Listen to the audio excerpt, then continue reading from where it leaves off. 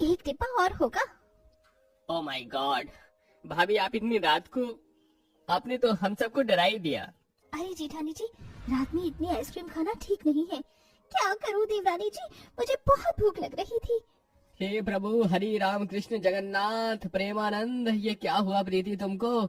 Dining table पर तुमने बैठकर 4 जनों का खाना खाया था, उसके बाद भी तुम यहाँ आ गई। खाते खाते मोटी ना हो जाओ एक दिन। आरुषि बहुरिया, भुक्कड़ बहू का इलाज है तेरे पास तो अब तू ही देख इसे।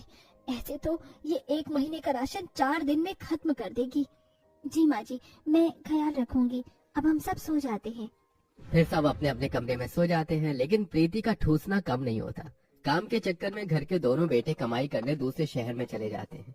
वहीं इसी बीच प्रीति और ज्यादा खाने लगती है, इतना कि उन लोगों का लाखों रुपए का घर भी बिक जाता है और वो कर्ज लेकर किसी किराए के घर में रह रहे थे। ऐसे ही एक दिन आरुषि खाना बनाकर लाती है। देवरानी और सास ने 2 टूक खाई ही थे, इतने में प्रीति कहती है, देवरानी जी और रोटी दीजिए ना, मुझे बहुत भूख लग रही है। और आरुषि, तुमने बहुत अच्छी सब्जी बनाई है, मुझे कम से कम 15 रोटियां चाहिए। 15 रोटी? जेठानी जी आप थोड़ा कम खाने की कोशिश क्यों नहीं करती? आपकी तबीयत खराब हो जाएगी। अब तो हम सड़क पर आ गए हैं, इतना राशन भी नहीं है और हमारे पति भी बाहर है। इसने हमें तो नहीं खाया, लेकिन हमारे घर को खा गई है।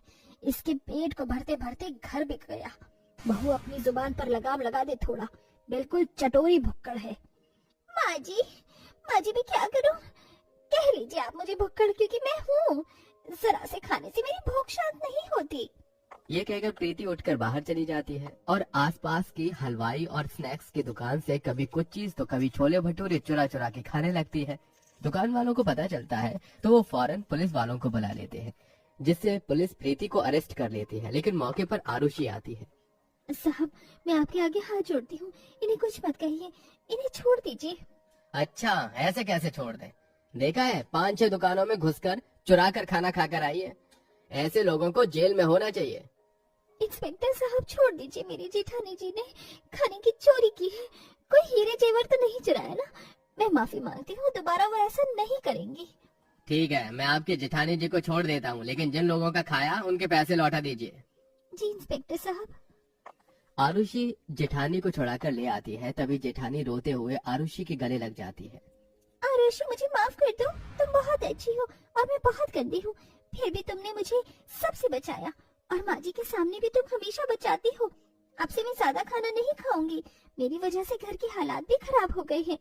ठीक है, अब आप रोइए नहीं, घर चलिए, माँ जी इंतजार कर रही होंगी। दोनों बहू घर आ जाती हैं। आरुषि प्रीति का ख्याल रखने की कोशिश करती है और घर का खर्च चलाने के लिए, लोगों का कर्ज उतारने के लिए एक घर में नौकरानी का काम करने लगती है। लेकिन इस बीच प्रीति की भूख नहीं मिटती। वो ज्यादा खाती है, जिससे एक दिन वो बहुत ज्यादा उल्टी करती है। उसकी तबीयत खराब हो जाती है। आरुषि फौरन उसे अस्पताल में भर्ती कराती है, जहाँ डॉक्टर को उसका ऑपरेशन करना पड़ता है। ऑपरेशन के पैसों का इंतजाम करने के लिए आरुषि जमींदार से पैसे लेकर बिल भरती है।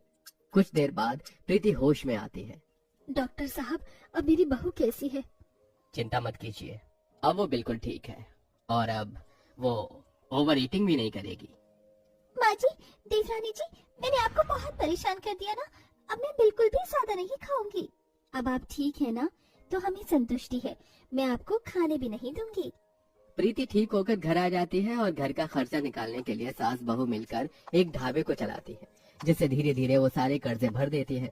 इसी बीच दोनों के पति भी आ जाते हैं, जो कर्जा उतारने में मदद करते हैं।